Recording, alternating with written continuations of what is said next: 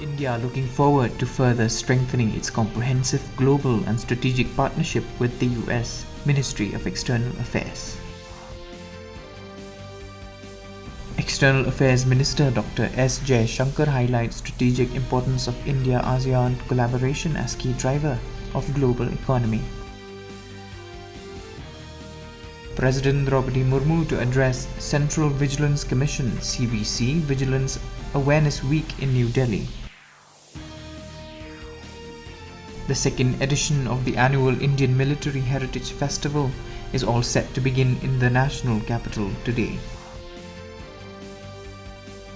President Draupadi Murmu emphasized that the changing global geopolitical and security landscape requires strengthening naval power to safeguard national maritime interests.